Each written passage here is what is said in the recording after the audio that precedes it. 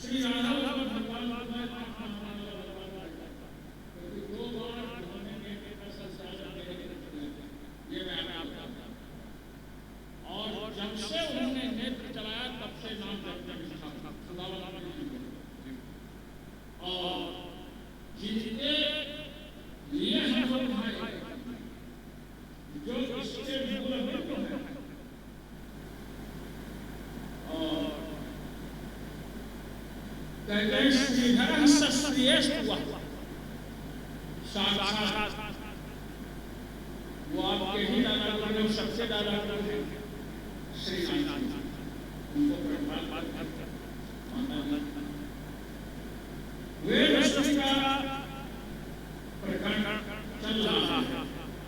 इसमें जो गुरु में श्लोक आया यहाँ पर जो सत्संग श्लोक चलेगा इसकी संरचना क्योंकि संरचना जब तक ज्ञान नहीं होगा क्या संदेश है आपके ऊपर तो पहले आया है परम भजन ये भजन हे परम जो लोग भजन करते हैं और इसका भजन पदम पदमते दमते कृष्ण स्वरूप तो अब आप भजन करने वाले जो लोग हैं उनके द्वारा संसार सागर का शोषण तो होता ही है किंतु जो भगवान का भजन नहीं करते हैं उनको यहाँ पर इंगित करके कहा जा रहा है।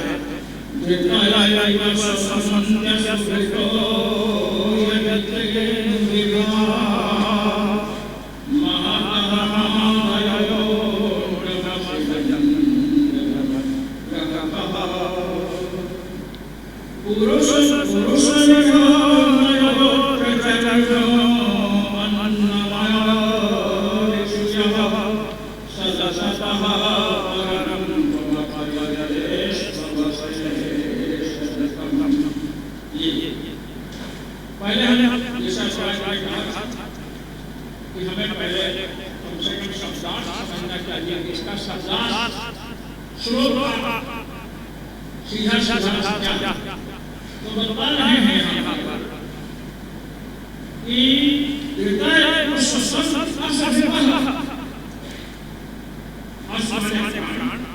प्राण धारण करने वाले जो भी प्राणी हैं यहाँ पर प्राण धारण ब्राह्मण क्षत्रिय वैश्य शूद्र दैत्य दानव सभी करते जितने भी जीव हैं जो प्राण धारण करने वाले हैं देखिए कहते हैं हस्तिका महाराज जो खौफनी होते हैं लोहार उसको लोहारों का पिटाने के लिए जाए जाए उससे होते हैं तो लोहार का लगता गुरु वाला सत्संगे जाकी मूर्ति हाय मुनि का की सांस संसार भस्म हो जाए ये मरी हुई खाक से हस्तिका बनती है महाराज वो जैसे सांस लेते जैसे शिक्षा वैसे सांस लेते तो कर्म रूपी रस्सी के द्वारा वो सांस को लेते हैं किंतु उस हस्तिका के समान हाथी हाथी जो होती है उस हाथी के समान उसके सांस का स्वयं करने हस्तिका का सांस जो लेना है उससे उसका कोई प्रयोजन नहीं होता। दूसरे लोग अपना प्रयोजन से करते हैं यदि आप परमात्मा का भजन नहीं करते हैं हम परमात्मा का भजन नहीं करते हैं तो इस संसार में हम आप विश्वास नहीं से कर सकते हैं किंतु दूसरे लोग अपना जरूर से करेंगे ये बताया जाता है।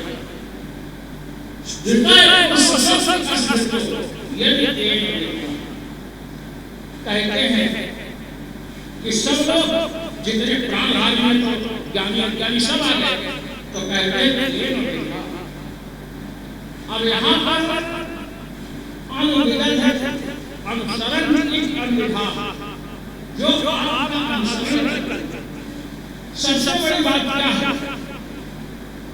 ये तो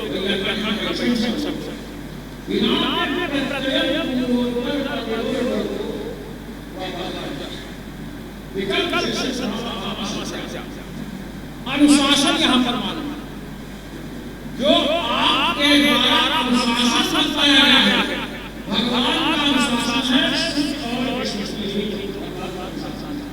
शुद्ध और शुद्ध के अनुरूप जो आचरण करने वाले हैं,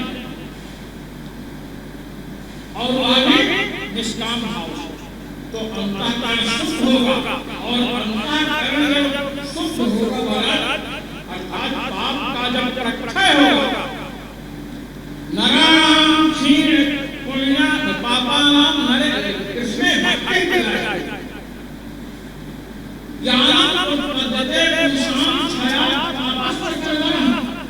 पाप क्षय होने के बाद ही भगवान की भक्ति होती है। तो महाराज बता रहे हैं कि जो आपका अनुशासन जो शुद्ध और शिष्ट है, इसका जो अनुसरण करने वाले हैं, अर्थात शास्त्रों के द्वारा पर चलते हैं, ये छात्र में विशेष बात है। आश्रम में रहते समझा करते करते आश्रम से बाहर गए तो सब चाल बैठ गए, ये नहीं होना चाहिए। मैंने देखा जब तो घर में आ गया नहीं, हमें शास्त्र का अपराध नहीं करना है, अनुशासन का अनुसरण करना है। अनुसरण करते हैं भगवान का अनुसरण महाराज कई प्रकार से होता है। शरणागत के भेद बताए गए, आम पुण्य से संकल्प, प्राण पुण्य से जन्म, भगवान के अनुकूल संकल्प करना। भगवान के अनुकूल संकल्प का अर्थ है कि भगवान ने शास्त्रों में जो आज्ञा रखी है, जैसे सत्यम बल जो निषेध और जो विधान है, दोनों का हम पालन करते हैं। ये है भगवान के पुण्य से संकल्प, प्राण पुण्य से जन्म जो प्रतिकूल है। भगवान ने आज्ञा माता पिता का सम्मान भी नहीं कर सकते, और ऐसे भगवान भजन में निष्ठा होगी, हम केवल से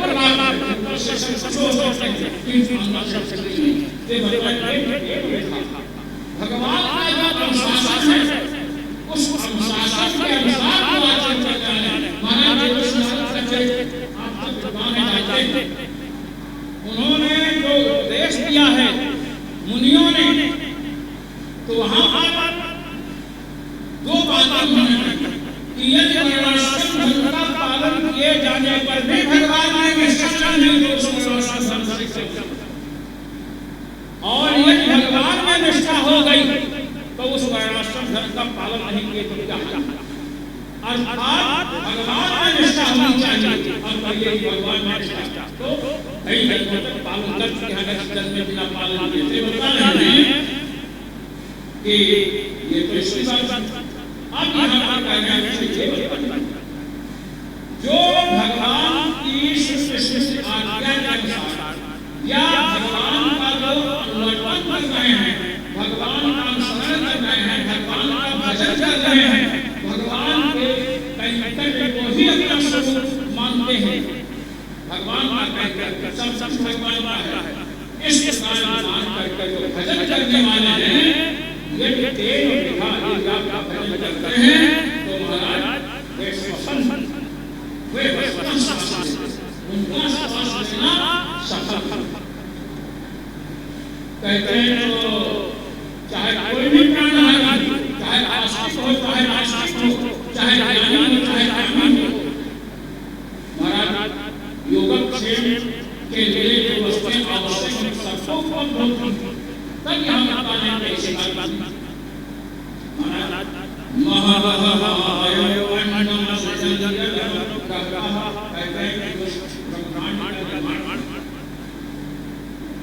तो महाराज जो ब्रह्मांड है, और उसके बाद हम लोगों का भी जो शरीर है, अंड शब्द से ब्रह्मांड और शरीर जिसको वेदांत की भाषा में समस्त और बेस्ट सृष्टि कहते हैं। समस्त सृष्टि और बेस्ट सृष्टि में हम लोग का शरीर ये आएगा और समस्त सबका तो ब्रह्मांड तो कहते हैं कि ब्रह्मांड की जो रचना होती है यहाँ महात्मा और अहंकार प्रदेश जाता है। आप उपनिषदों में जाएंगे तो उपनिषदों में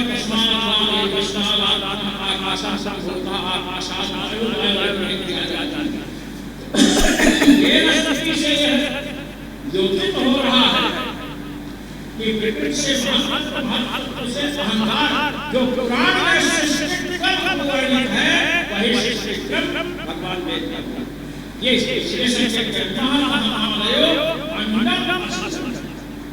ब्रह्मांड की रचना किया। अब यहाँ बता रहे हैं कि ब्रह्मांड की रचना करते नहीं यह तो कहता जिस परमात्मा के महाराज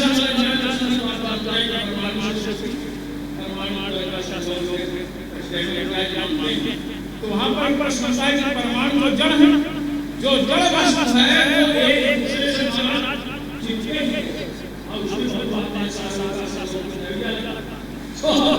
ये तो कहते हैं ईश्वर की इच्छा जब ईश्वर भगवान संकल्प करते हैं एको हम बहुश्याम प्रजाएगा एक रूप में ये संकल्प करते हैं तो महाराज प्रकृति की जो सामान्य अवस्था है गुणों में थोड़ा क्षोभ होता है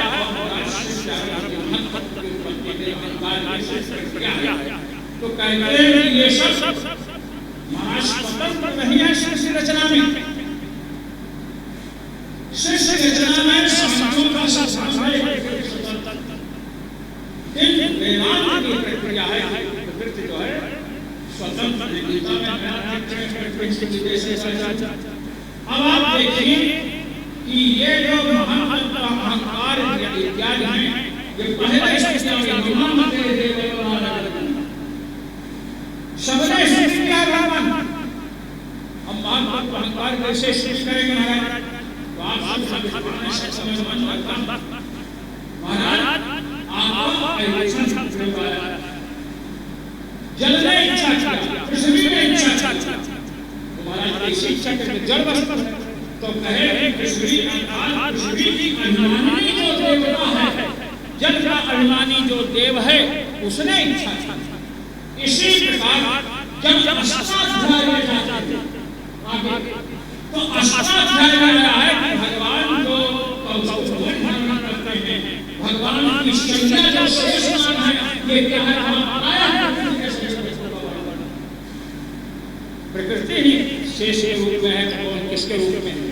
तो मैं ये बताना चाहता हूँ कि ये जितने तत्व हैं सब अभिमानी देवता हैं और वो सब अभिमानी देवता होकर के भी महाराज तब तक सृष्टि रचना में समस्त नहीं हुए जब तक भगवान पाके बिहारी का अवलंबन भगवान का जब तक संकल्प नहीं हुआ तब तक कृष्ण का भगवान ने भगवान ने सृष्टि और भगवान ने इनमें प्रवेश किया और प्रवेश करने के बाद भगवान का संकल्प करते हैं वो बहुश्याम हो जाएगा तो महाराज एक तत्व से दूसरा तत्व दूसरे से तीसरा उत्पन्न होता है इसलिए ब्रह्मांड की रचना और वो तो शरीर है अपने पंचीकरण क्या कहते हैं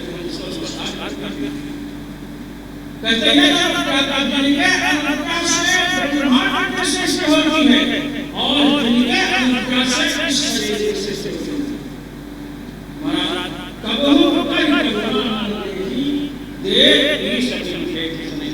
मनुष्य शरीर प्राप्त करने में सबसे बड़ा कारण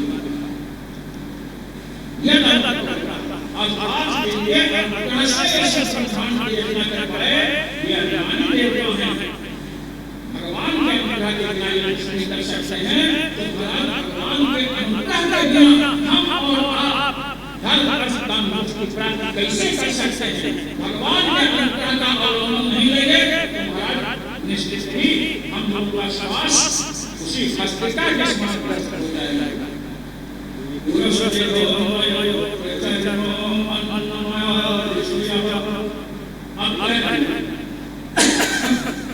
देखिए वेद स्तुति जो की जा रही है, इस स्तुति में देवताओं के गुणों का छाप होगा। गुण का वर्णन नहीं तो स्तुति में विशेष और यहाँ प्रयोजन क्या है? संसार के लिए। अब संसार महाराज मैं आपसे बताना चाहता हूं, सब यहाँ बैठे विवेक चिंतन में भगवान शंकराचार्य की बात, उन्होंने कहा कि रज्जु में सर्प का भ्रम यदि आप हम सब हो चुका है तो हम ऐसे कितना ब्रह्म हो सकता है, कितना ब्रह्म गायत्री का जप करें, कुछ भी जप करें वो ब्रह्म नहीं होगा। कितना स्नान करें प्राणायाम का ब्रह्म तब होगा जब कोई सत्संग प्रार्थना करेंगे अयम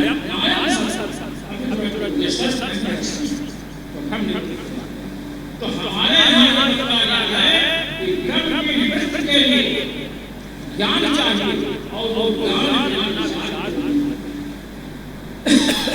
परमात्मा के स्वरूप हमें जानना है। इसके लिए अपन प्रयास करें। वो परमात्मा यहाँ पर बताया है तुम से भगवान को जो कह रहे हैं, इसी के साथ ही साथ जीव के स्वरूप को भी यहाँ निर्दिष्ट किया जा रहा है। ये जो अपना शरीर है ये अन्नमय कोश है। स्थूल शरीर अन्नमय कोश है। अन्नमय कोश का अंतर्यामी इसके अंदर रहने वाला प्राणमय कोश है। प्राणमय कोश के साथ पंच प्राण तो है ये कर्मेंद्रियां, और प्राणमय कोश के अंदर मनोमय कोश है। मनोमय कोश के साथ जो है मन तो है ही और ये इंद्रियां हैं, और उसके अंदर जब जाएंगे तो उसे विज्ञानमय कोश कहते हैं। डिब्बा के अंदर डिब्बा, डिब्बा के अंदर विज्ञानमय कोश बुद्धि और उसके साथ ज्ञानेंद्रियां, कर्मेंद्रियां वहां नहीं। और विज्ञानमय कोश के बाद जब जाते हैं तो एक आनंदमय कोश आता है। ये आनंदमय कोश को यहाँ पर चरमः शब्द से कहा गया। ये मैं आपके समक्ष निवेदन कर रहा हूं। कहते हैं कि पुरुष विधो नयो अत्र, जिस व्यष्टि शरीर की अंड की रचना हुई, जो अपने लोगों का शरीर है, इसमें पुरुष विधो नय परमात्मा का संबंध है और जीवात्मा का भी संबंध है। परमात्मा का संबंध अज्ञान प्रयुक्त नहीं है, किंतु जीवात्मा जो अहम बुद्ध शरीर में कर रहा है इसका संबंध अज्ञान प्रयुक्त। अब कैसे कि इस शरीर में महाराज जब संबंध होगा, अज्ञान के कारण संबंध हो रहा है, और ये जो संबंध है अहम बुद्ध लक्षण संबंध है, अहम इस प्रकार। अब इसके अंदर जो प्राणमय कोश है उसमें भी जब भूख इत्यादि लगती है, मैं भूखा हूँ, ये प्राणमय कोश का कार्य है। और मनोमय कोश जो अंदर जाते हैं काम आदि, और विज्ञानमय कोश जिससे निश्चय इत्यादि करते हैं। तो महाराज अंत में आनंदमय कोश आता है। मैं संक्षिप्त निवेदन करना चाहता हूँ कि जो सुषुप्त अवस्था है जिसमें आप हम सोते हैं और कुछ पता नहीं चलता, जब उठते हैं तो कहते हैं, संस्कृत में कहते हैं सुखमहम अस्वाप्सम न किंचिद अवेदिशम, और हिंदी में अपने जो अनुभव करते बड़े सुख सोया, कुछ पता नहीं चला। ये आनंदमय कोश में था।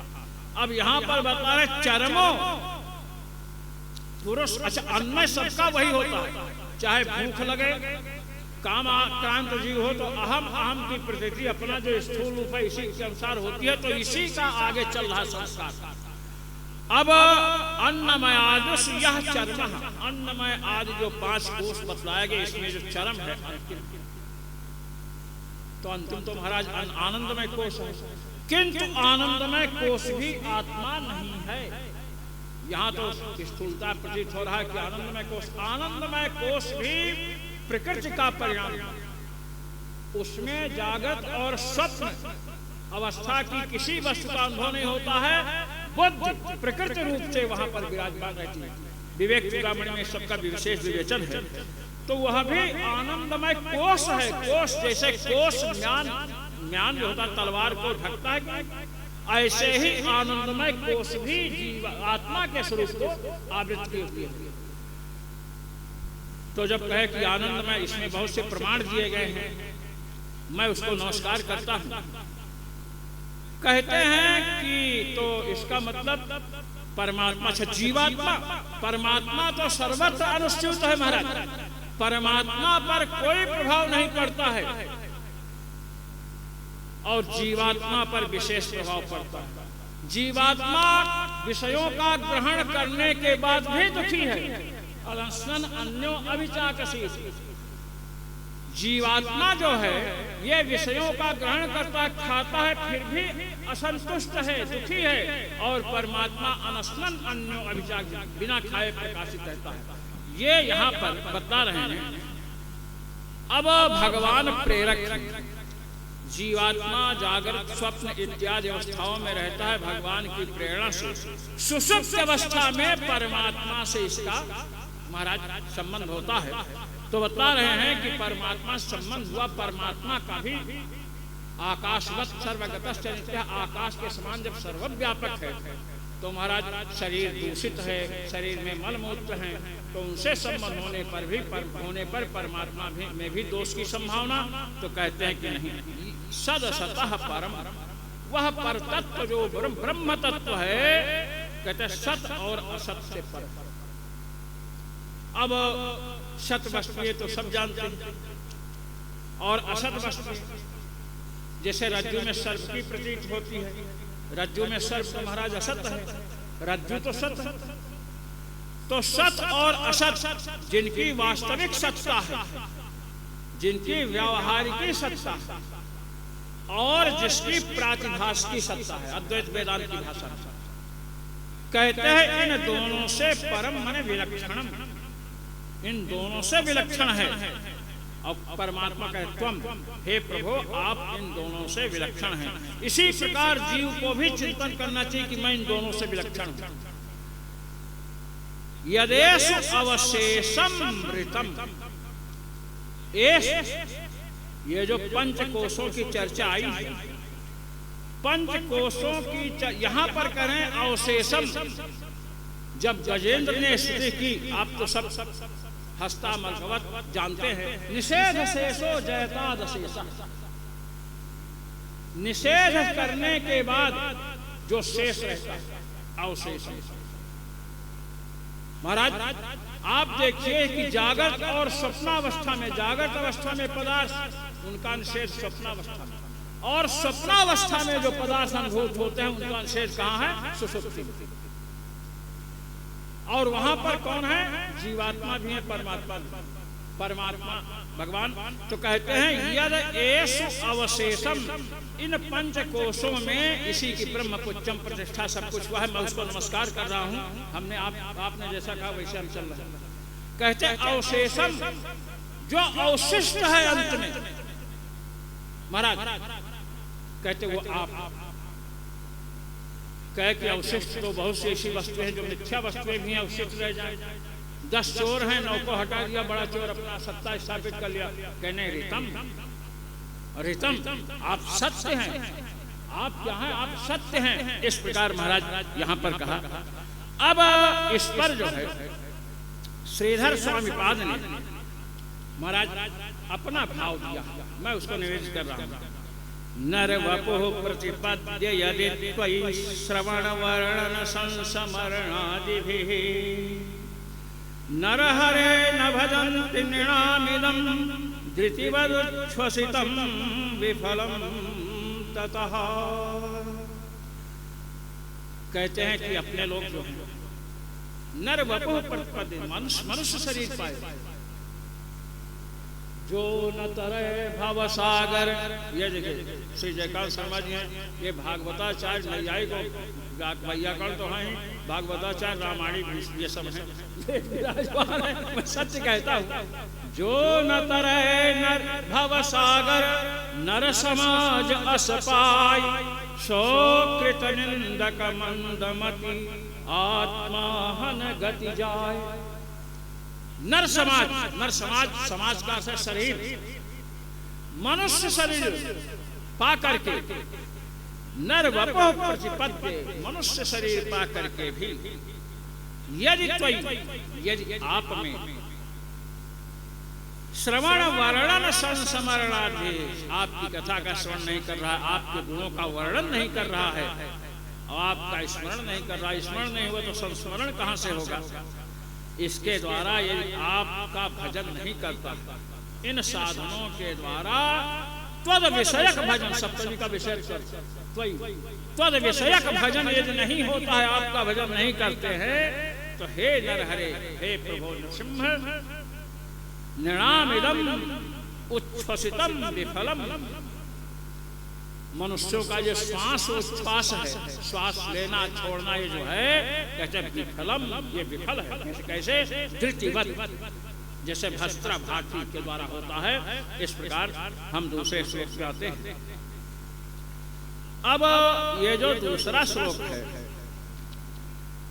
उदरमुपासते ऋषिवर्त्मसु पूर्वदृशः परिसर पद्धतिं हृदयमारुणयो दहरम् तत उदगादनन्ततवधां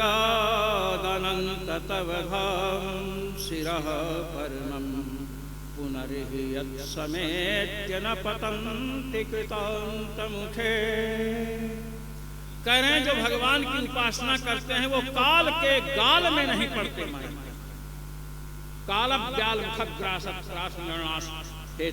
कहते हैं कि भगवान की उपासना करते हैं वे काल के मुख में नहीं पड़ते। कहते हैं कैसे? कैसे? उदरमुपासते, एक व्याख्याकार ने कहा कि क्या बोलते हैं, जो पेट की उपासना करते हैं, पेट के लिए सब करते हैं, ऐसी बात नहीं है। ये महाराज वैश्वानर विद्या का पत्र है। वैश्वानर विद्या की चर्चा ब्रह्मसूत्र में आई है, तो आप सब तो विद्वान हैं, मैं तो जो कह रहा हूं अपनी वाणी को पवित्र करने के लिए कह रहा हूं। तो महाराज वैश्वानर विद्या उद्दालक ऋषि अन्य ऋषियों को लेकर के अश्वपति महाराज के पास गए। ये राजा और राजाओं के यहाँ ये विद्या थी, ब्राह्मणों के पास नहीं थी। सबसे बड़ी बात है कि जो उद्दालक ऋषि लेकर गए हैं, जब ये 5 ऋषि पहुंचे, उसमें गुडिल इत्यादि हैं, तो कहे कि हम आपसे कुछ सीखने आए हैं, तो आप हमें सिखा दें। कहे कि सेवा करो। तो सेवा की महाराज। अब सेवा वर्ष बीत गए, तो कहे कि हमें ये विद्या सीखनी है, ये विद्या तो हमें आती ही नहीं। आज का छात्र पूछता आपको आता है कि नहीं गुरुजी? वहां कहे कि आपको नहीं, हमको नहीं आती है, आपको नहीं आती है, तो हम क्या करें? देखिए, शिष्य में विनम्रता, विनीत भाव कैसा होना चाहिए, ये हमारे शास्त्र शिक्षा देते हैं। कहते हैं कि गुरुदेव जब आपको नहीं आती तो हम लोग क्या करें, आज्ञा करो। कहे एक ऋषि हैं, एक राजर्षि हैं, उन्हें आते हैं, उनके पास महाराज अश्वपति महाराज के पास ले। तो उन्होंने कहा इसके लिए तो सेवा करनी पड़ती है, बिना सेवा की विद्या नहीं आती। तो उद्दालक जी ने कहा इन्होंने मेरी सेवा की है। उन्होंने कहा आपकी सेवा किया? कहे हाँ। कहे तब तो हो गई सेवा, हमें पुनः सेवा कराने की कोई आवश्यकता नहीं। ये हमारा आदर्श है गुरुजनों का। ये नहीं कि एक गुरु के पास पढ़ रहा है तो हम उसी का चेला फोड़ लिए, मिला लिए, ये नहीं। महाराज कहे कि इनकी सेवा हो गई तो हो गई। अब महाराज वहां पर वैश्वानर विद्या का स्वरूपदेश इन 5 ऋषियों के साथ उद्दालक को। अब महाराज ये पांचों, कोई वैश्वानर सिर को वैश्वानर मानकर उपासना करता है, कोई किसी अंग को मानकर उपासना करते हैं और उनको लाभ भी। वहां पर पेट को भी कोई वैश्वानर मान करके उपासना कर रहा है, तो सभी के उपासना से सभी को लाभ हुआ। और अश्वपति जी कहते हैं कि आप सभी को लाभ हुआ, ये तो ठीक है, लेकिन जो केवल सिर को वैश्वानर मान करके उपासना कर रहा था, अगर आप मेरे पास नहीं आते तो आपका सिर कट करके गिर जाता, क्योंकि आपने सर्वव्यापक तत्व को सीमित कर रखा है। जो सर्वव्यापक तत्व परमात्मा है उसको आपने केवल सिर समझ रखा है, सिरस्थानीय, मतलब उसका संकुचन आपने कर दिया। ऐसे ऐसे सबको महाराज कहे। यहां पर भगवान वेद कह रहे हैं उदरम उपासते या ऋषि वर्तमस, ऋषियों के द्वारा जो सुनिर्णित महाराज वर्तम है, मार्ग है, उदरस्थ वैश्वानर की उपासना करते हैं। वहां पर जो उपासना है, प्रश्न तो ये होगा कि वहां पर कहे कि इसकी उपासना करोगे इतना ही मानकर तो ये अंग गिर जाएगा, यहां पर कहे उदरम उपासते, इसका तात्पर्य है कि उदरस्थ वैश्वानर की उपासना आप परमात्मा समझकर करें, किंतु वह वहीं तक संकुचित है ऐसा न समझें, वो सर्वव्यापक तत्व है ऐसा समझकर। कहते हैं जो उपासना करते हैं महाराज न पतंत कृतांत मुखी, वो काल के मुख में नहीं जाते हैं। अब एक अर्थ ये ले लीजिए, जो पेट पूजा ही करते हैं, पेट की ही उपासना करते हैं, अगर पेट की उपासना करते हैं महाराज, या केवल वैश्वानर तत्व को, परमात्मा तत्व को केवल उदर तक ही सीमित समझते हैं, तो कूर्प ऋषः, कूर्प कहते हैं बालुका के कण को, बालू के कण को। जैसे किसी के आंख में धूल भर जाती है, धूल भरी हुई दृष्टि वाला हो जाता है, इसी प्रकार जिनके आंख में रेत और धूल में अंतर है, धूल भरे तो ऐसे से करेंगे, रेत भरने पर ऐसा भी नहीं कर सकते, गड़ती है वो, ये यहाँ बतला रहे हैं कि आंख को मिलमिला भी नहीं सकते हैं। ऐसी कहते हैं जो कूर्मदृक् हैं प्राणी, वे उदर की उपासना करते हैं, वे तो कृतांत के मुख में गिरेंगे महाराज। और स्थूल बुद्धि वाले हैं जो केवल पेट की उपासना करते हैं या उदर परिमित वैश्वानर को मान करके उपासना करते हैं। परिसर पद्धतिम हृदय मारुणयो दहरम, ये यहाँ पर बता रहे हैं परिसर पद्धतिम। देखिए सबसे बड़ी बात क्या है कि हमारा जो हृदय है ना, हृदय से महाराज सैकड़ों नाड़ियां निकली हैं और ऊपर जाती हैं, जिसमें एक सुषुम्ना है। सुषुम्ना नाड़ी ऊपर जाती है और उसी का ये संकेत कर रहे हैं परिसर पद्धतिम। परितः सर्वतः सरति व्यापनोत इति परिसरा माने सुषुम्नाक्षा नाड़ी, और शैव पद्धति माने वही पंथा है, वही मार्ग है। इसका विशद विवेचन महाराज ब्रह्म सूत्र में हुआ है। वहाँ पर यह चर्चा आई कि जब जीव का ऊर्ध्वगमन होता है, भगवत धाम जाता है, तो कैसे जाता है। मैं संक्षिप्त निवेदन कर रहा हूँ कि कहे कि जो भगवान की उपासना करते हैं, भजन साधन करते हैं, ब्राह्मणों की, सद्गुरुओं की सेवा करते हैं महाराज, स्त्री है तो पच की, इस प्रकार के जो लोग हैं, जब मृत्यु काल आता है तो महाराज हृदय से निकली हुई जो सुषुम्ना नाड़ी है, उस सुषुम्ना नाड़ी में प्रवेश होता है। तो वहाँ पर एक प्रश्न हुआ कि नाड़ियाँ तो कई हैं, उसको पता कैसे चलेगा कि ये सुषुम्ना है। कहते हैं भगवान की कृपा से सुषुम्ना नाड़ी महाराज प्रकाशित हो जाती है, और जब प्रकाशित होगी तो महाराज पता चल जाएगा।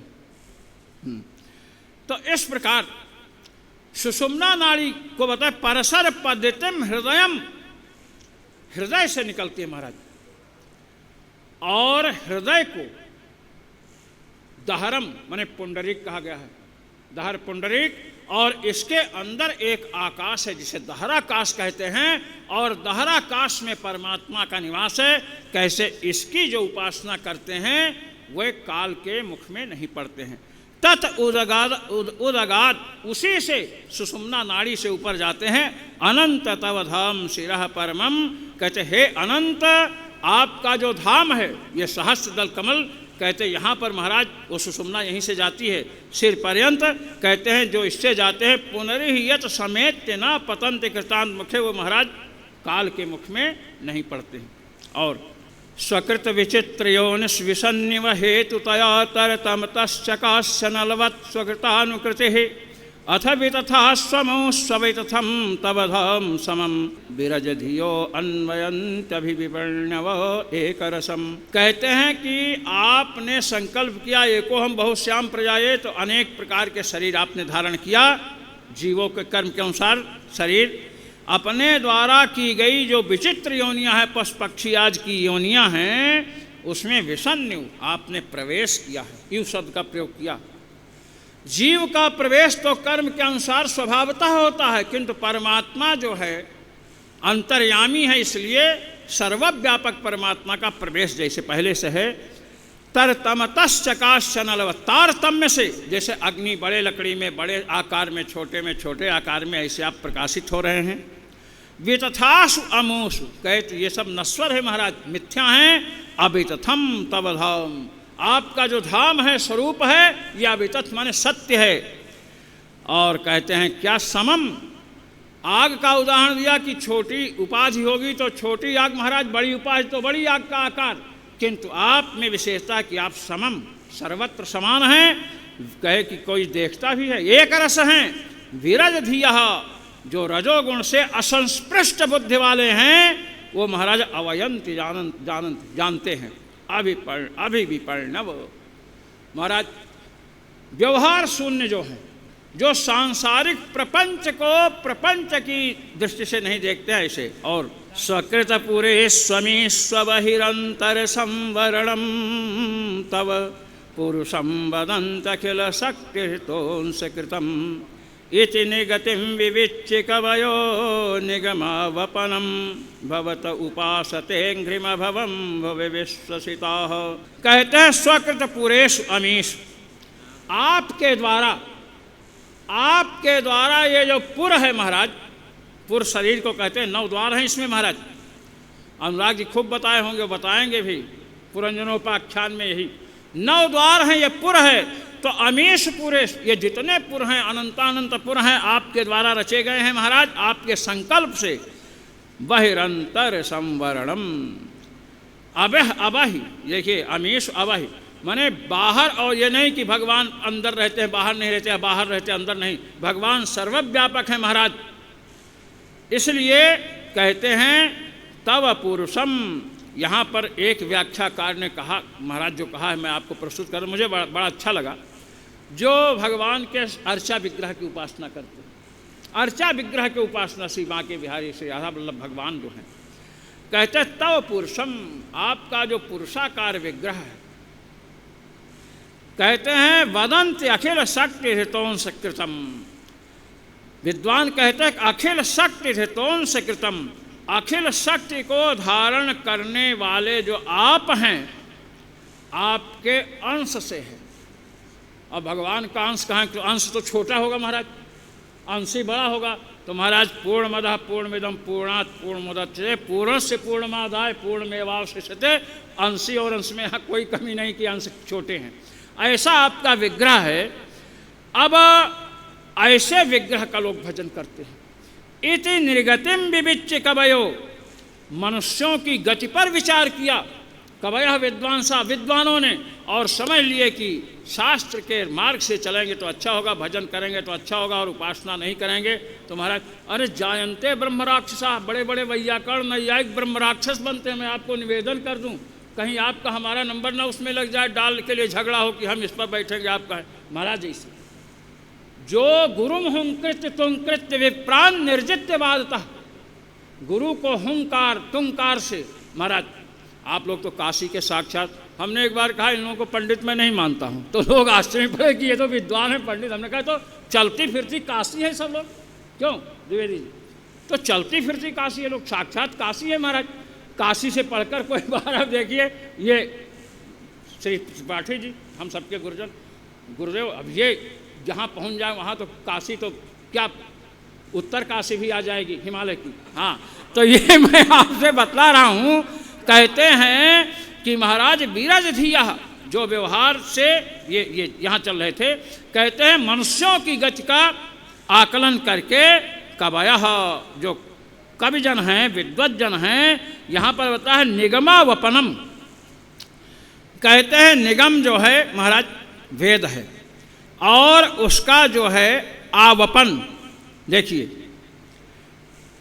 क्षेत्र, वेद का क्षेत्र, महाराज क्षेत्र में ही फसल होती है। वेद के विषय आप हैं, वेद के विषय आप हैं। और कहते हैं उपासते घ्रिम भुव विश्वसुताः, भूमंडल पर, देवताओं की बात नहीं कर रहे, भूमंडल पर विश्वसुताः महाराज विश्वास पूर्वक उपासते, उपासना करते हैं। कहते हैं किसकी? कहे अंघ्रिम, चरण की उपासना करते हैं। कहे किस लिए? कहते हैं कि अभवम, भव कहते हैं संसार, संसार का आत्यंतिक उच्छेद हो जाए इसलिए करते हैं। अथवा जो संसार है वो संसार संसार के रूप में नहीं, वो कृष्णाकार हो जाए इसलिए उपासना करते हैं। इस प्रकार ये चार जो हैं इनका व्याख्यान तो महाराज अगर बड़े बड़े विद्वान सब बैठे करने लगे तो महाराज एक एक श्लोक के लिए कई दिन चाहिए। इसलिए हम प्रणाम करते हैं सभी विद्वजनों को। जय श्री राम।